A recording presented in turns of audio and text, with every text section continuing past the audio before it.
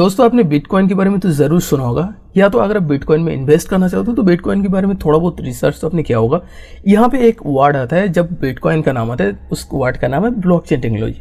अब ये जो ब्लॉकचेन टेक्नोलॉजी है ये कैसे काम करता है, इसका पूरा की पूरा स्ट्रक्चर क्या है, ये जो सिक्योरिटी सिस्टम है बिटकॉइन के लिए, ये जो ब्लॉकचेन टेक्नोलॉजी ये एक्चुअली काम कैसे करता है, सब कुछ इस वीडियो में आपको डिटेल्सली बताएंगे ब्लॉकचेन के बारे में। तो अगर आप डिजिटल चैनल पे नया मेहमान हो तो इस चैनल को जरूर सब्सक्राइब कर लीजिए, साथ ही साथ जो घंटी बेल आइकन देंगे उसको प्रेस करके ऑल नोटिफिकेशन बटन को ऑन कर लीजिए, ताकि इस तरह का लेटेस्ट टेक्नोलॉजी से रिलेटेड वीडियो आपको नोटिफिकेशन में मिलता रहे। दोस्तों ब्लॉकचेन जो है सबसे अच्छा, सबसे सिक्योर डाटा स्ट्रक्चर सिस्टम है। अब ब्लॉकचेन क्या टेक्नोलॉजी है इसको समझने के लिए पहले आपको नॉर्मल जो डाटा स्टोरेज सिस्टम होता है या डाटा सिक्योर सिस्टम होता है उसको समझना पड़ेगा। डाटा सिक्योर सिस्टम मतलब जैसे कि बैंकिंग सिस्टम होगा, बैंकिंग का सारे के सारे जो डाटा है एक सर्वर पे रहता है, बैंक का जो सर्वर होता है वो वहाँ पे रहता है, एंड वहाँ पे सारे के सारे जो सिक्योरिटी सिस्टम है उसको बैठाया दिया जाता है ताकि वो जो डाटा है उसको किसी ने हैक ना कर पाए। सारे के सारे जो बैंक का ट्रांजैक्शंस होता है, कितना पैसा मैंने जो मेरा बैंक का खाते हैं वहाँ पे डलवाया, कि हाँ कितना पैसा वहाँ से उठा लिया मैंने, सारे के सारे डेटा जो है वो बैंक का जो सिस्टम होता है, बैंक का जो सर्वर होता है, सर्वर एक कंप्यूटर होता है, वहाँ पे जाके स्टोर होके रहता है। लेकिन ब्लॉकचेन टेक्नोलॉजी के अंदर ऐसा कुछ भी नहीं होता है।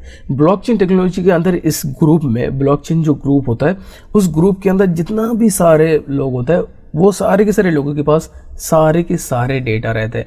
मतलब बैंक के पास जो डेटा रहता है सिर्फ बैंक ही उसको एक्सेस कर पाता है, या तो रिजर्व बैंक उसको एक्सेस कर पाता है, एंड दूसरा किसी ने भी उसको एक्सेस नहीं कर पाता है सिवाय उसकी जो बैंक जिसको परमिशन दे के रखा है, जिस आईडी को, वहाँ पे जाके सारे के सारे सिस्टम को देखा जा सकता है। लेकिन ब्लॉकचेन टेक्नोलॉजी के अंदर ऐसा कुछ भी नहीं होता है। उसका सारे के सारे जो डेटा होते हैं वो ओपन होता है।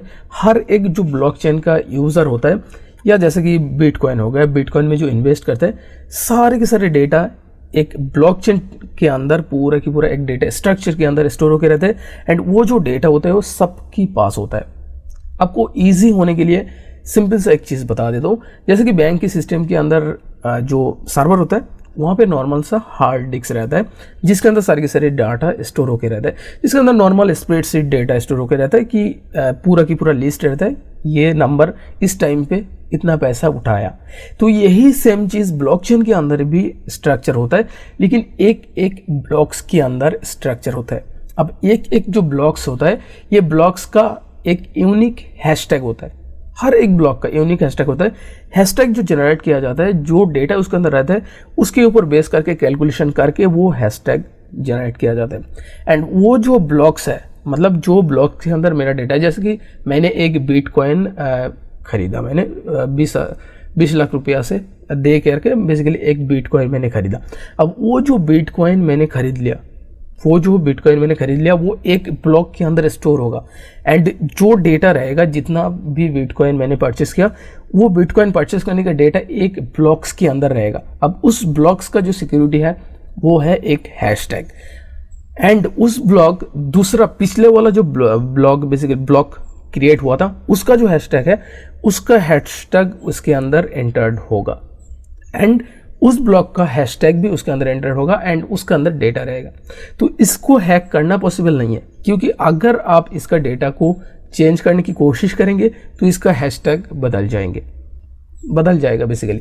तो इसका हैशटैग अगर बदल जाएगा तो पिछला वाला जो और भी ब्लॉक्स क्रिएट होगा, उस ब्लॉक्स का जो हैशटैग है वो पिछले ब्लॉक्स की हैशटैग से कनेक्टेड है, मतलब एक दूसरे से कनेक्टेड है, इसीलिए इसको ब्लॉकचेन कहा जाता है। पिछला वाला ब्लॉक्स का जो हैशटैग है वो न्यू ब्लॉक्स का हैशटैग के साथ जुड़ जाता है, मतलब इसके अंदर दो हैशटैग रहते हैं।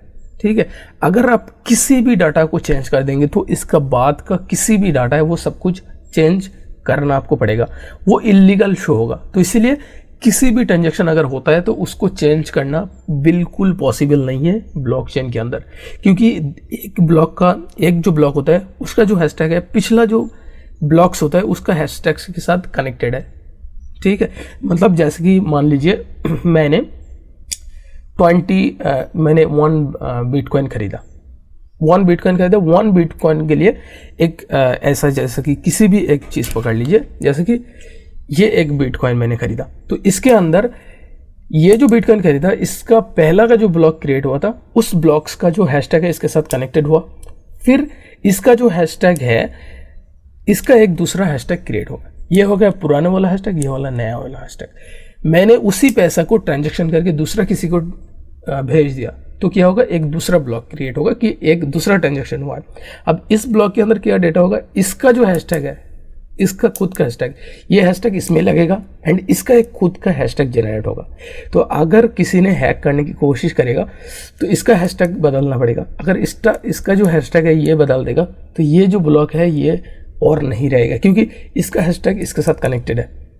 मतलब एक दूसरे के साथ ये चेन वाइज कनेक्टेड रहता है, इसको तोड़ना कभी भी पॉसिबल नहीं होता है।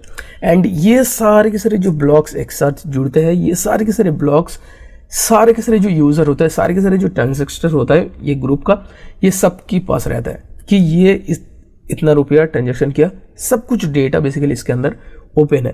हालांकि इसका जो डेटा है वो सिक्योर भी किया जा सकता है, क्योंकि अभी तो ये बिटकॉइन के लिए इस्तेमाल हो रहा है। एंड दूसरा किसी भी सिक्योरिटी सिस्टम के लिए ये इस्तेमाल किया जा सकता है, जैसे कि बैंकिंग सिस्टम हो गया, मेडिकल सिस्टम हो गया, या एरोस्पेस सिस्टम हो गया, या जो सारे के सारे सिस्टम के अंदर ये इस्तेमाल हो सकता है।